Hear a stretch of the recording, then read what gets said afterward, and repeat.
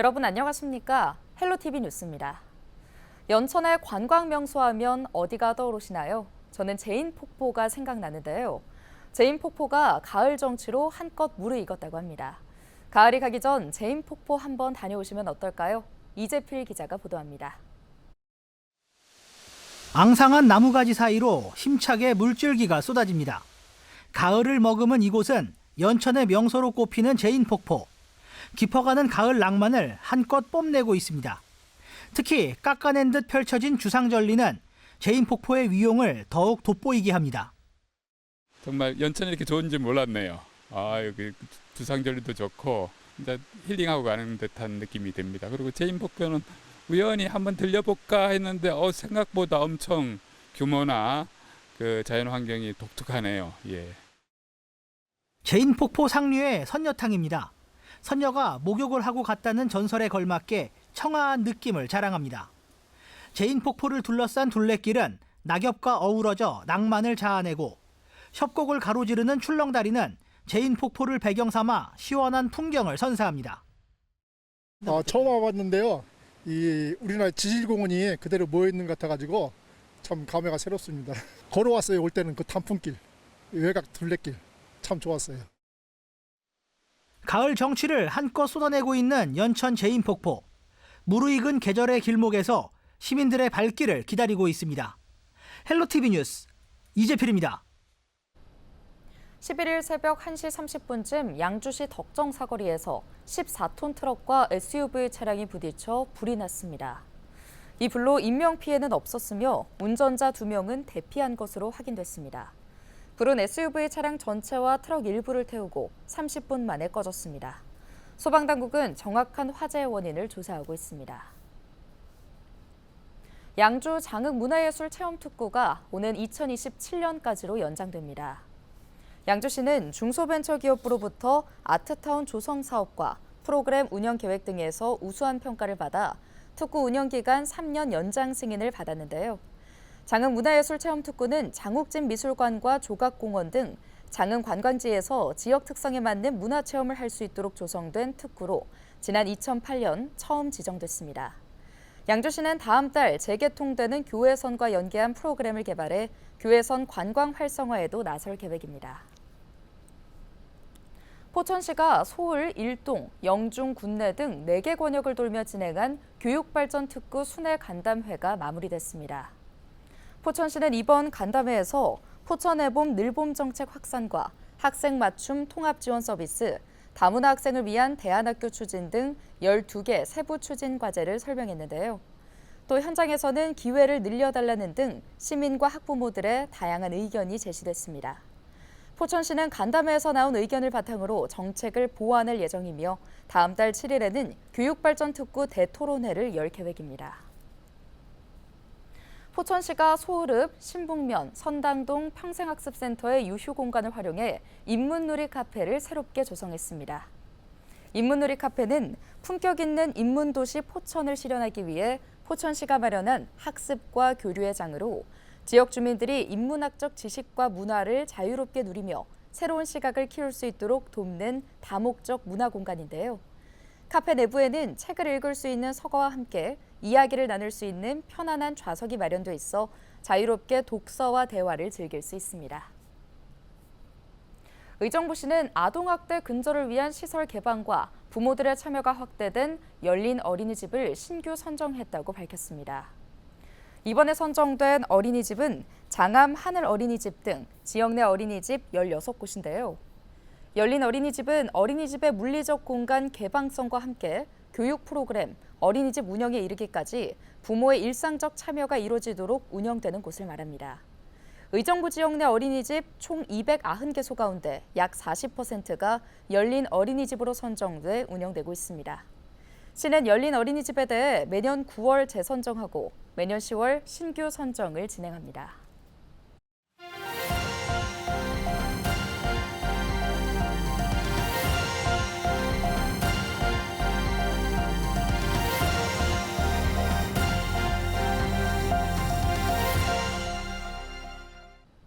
국토교통부와 일기 신도시 지자체가 이달 말 선도지구 선정 발표를 예고한 가운데 선도지구 물량이 어느 정도가 될 것인지 관심이 늘고 있습니다. 통합단지 세대수가 선도지구 계획 물량을 넘어설 경우 어떻게 할지가 관건입니다. 이관성 기자의 보도입니다. 국토교통부는 지난 5월 1기 신도시 정비 물량의 10% 안팎에서 선도지구를 선정하기로 원칙을 정했습니다. 또 신도시별 여건에 따라 기준 물량의 50%까지 선도지구를 추가 선정할 수 있도록 했습니다. 4만여 세대가 사는 중동 신도시의 경우 약 4천 세대에서 6천 세대를 선도지구 물량으로 선정할 수 있게 한 것입니다. 1기 신도시 지자체들은 대부분 허용 최대 규모까지 선정할 계획입니다. 주민들의 바람이 크고 선도지구 경쟁이 치열하기 때문입니다. 문제는 정비 물량의 15% 안팎까지 선정해야 하는 선도지구 세대수 규모입니다. 예를 들어 중동 신도시 선도지구 허용 최대 규모가 6천 세대 안팎인데 1위와 2위 블록의 전체 세대수가 5천 세대라면 3위 블록을 선정하기 어렵습니다. 2천 세대 이상만 넘어도 선도지구 허용 규모를 크게 넘어서기 때문입니다. 그렇다고 공모점수 후순위인 천여 세대 규모의 블럭을 끼워 맞출 수도 없고 남은 천여 세대의 선도지구 물량을 포기할 수도 없습니다. 지자체 입장에선 선도지구 허용 물량이 초과하더라도 최대한 포함시키는 게 최선입니다.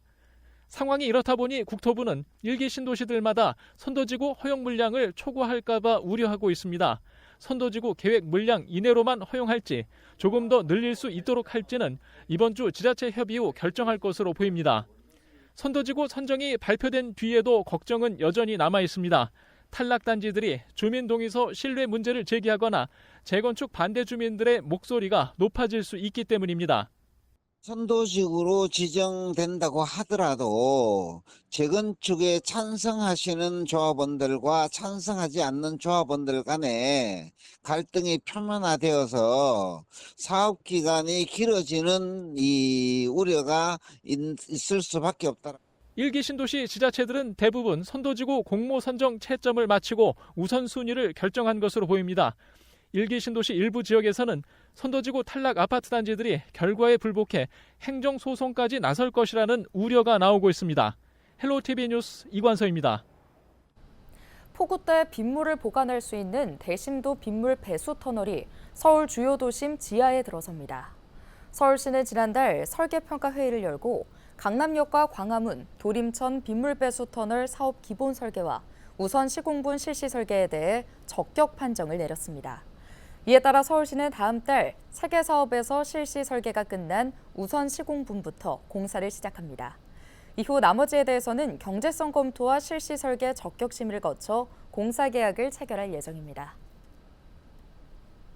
서울시가 도심항공교통 UAM 상용화를 위해 내년부터 실증에 들어갑니다. 서울시는 11일 UAM 드론 AI 신기술 협력 컨퍼런스에서 서울형 도심항공교통 미래 비전을 발표했는데요.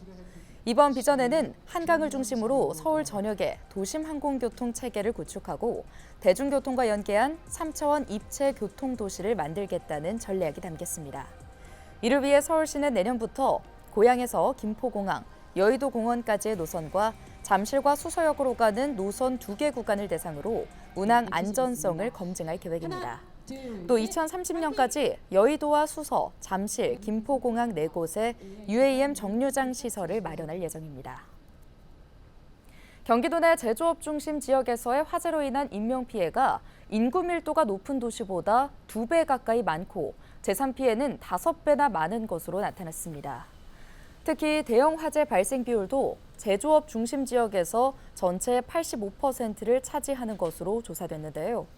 경기도 소방재난본부는 지난 2019년 7월부터 올해 6월까지 5년간 경기 지역 화재 통계와 최근 1년간의 구조, 구급 출동 현황을 바탕으로 지역별 재난 발생 현황 분석 자료를 발표했습니다.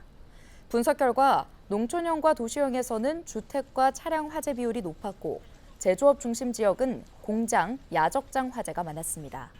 제조 중심 지역의 인명피해는 도시형과 비교해 1.7배가량 많았으며 재산 피해는 5배 이상 높았습니다.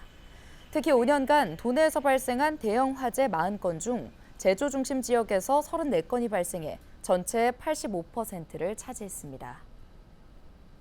인천 유나이티드 구단주인 유정복 인천시장은 11일 인천이 프로축구 K리그1 잔류에 실패한 것을 두고 깊은 사과와 함께 쇄신하겠다는 입장을 발표했습니다.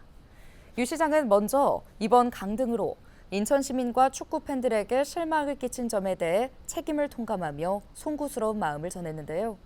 그는 어려운 순간에도 한결같이 응원해주신 시민과 팬들의 열정과 기대를 생각하면 아쉬움이 더 크게 다가온다며 이번 실패를 거울 삼아 다시 심기일전하고 인천 축구의 자존심과 명예를 되찾는 전화위복의 기회로 삼겠다고 말했습니다. 이어 구단의 현실을 철저히 진단 분석하고 혁신적인 변화와 쇄신을 통해 새로운 인천 유나이티드를 만들겠다는 의지도 드러냈습니다. 또 인천 시민의 자존심을 회복하고 더 큰 사랑을 받는 인천 유나이티드를 위해 혼신의 노력을 다할 것을 약속했습니다.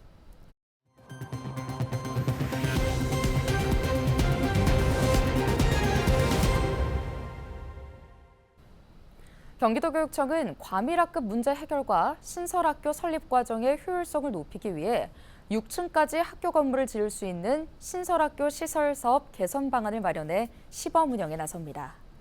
이번 개선 방안 마련으로 용적률, 건폐율 등 건축 규제가 발생할 경우 지구 단위 계획을 변경해 6층 학교 건물을 지을 수 있도록 기준을 완화했는데요.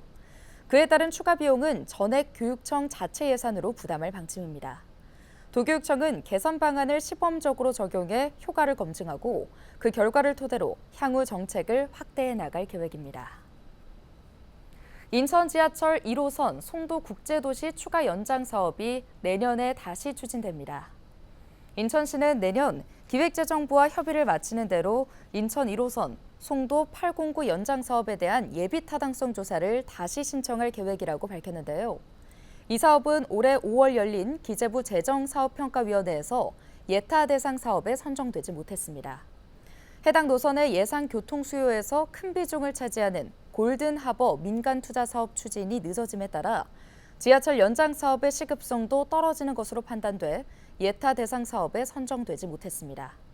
시는 송도 809에 19,000여 가구, 5만 3천여 명이 입주해 교통난 해소 차원에서 지하철 개통이 꼭 필요하다고 보고 있습니다.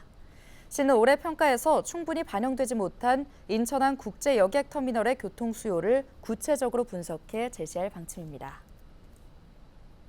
유정복 인천시장이 기초의회 의원과 시정 토론회를 가졌습니다. 이번 토론회는 1995년 민선 인천시장 출범 이래 처음으로 시장과 10개 군구의 기초의회 의원이 한자리에 모여 시정 발전에 대한 의견을 나누는 자리로 마련됐는데요. 토론회에서는 자치구 조정교부금 상향과 재물포고 의원 수 축소에 따른 대책 마련을 비롯해 송도 화물주차장 건립 반대와 외국인 아동보육료 지원 연령 확대 등 지역 주민의 실질적인 혜택을 위한 제안이 이어졌습니다. 또 경인고속도로 일반화 사업 조기 준공과 신청사 건립 지원, 용유역 신설 등의 교통인프라 개선을 위한 논의도 이뤄졌으며 강화 남단 경제자유구역의 신속한 추진과 논현동 광역버스의 원활한 운영 지원 등 지역경제 활성화를 위한 방안도 제시됐습니다. 이외에도 백령항로 여객선 문제 해결과 계양 종합누리센터 건립 지원 등 지역 주민들의 삶의 질 향상에 대한 사항도 함께 논의됐습니다. 경기도가 지방세 고액 체납자에게서 압류한 명품 시계 등 835점을 오는 26일 공개 매각합니다. 이번 공개 매각은 오전 9시부터 3시간 동안 일산 킨텍스에서 진행되는데요. 낙찰자에게는 당일 수납과 동시에 물품이 인계됩니다. 매각 대상 물품은 명품 가방과 명품 시계, 귀금속, 미술품, 도자기 등인데요. 입찰은 현장 참여자에 한해 가능합니다. 경기도가 야간과 휴일에 운영하는 도내 소아진료기관이 기존 17개에서 40개로 대폭 늘었다고 밝혔습니다. 도는 달빛 어린이병원을 지난해 17개에서 올해 11월 기준 28개로 늘렸는데요. 여기에 취약지 소아 야간휴일 진료기관 12개소를 올해 신규로 운영하고 있습니다. 달빛 어린이병원은 만 18세 이하 경증 소아 환자를 위한 의료기관입니다. 오늘 준비한 소식은 여기까지입니다. 함께해 주신 여러분 고맙습니다.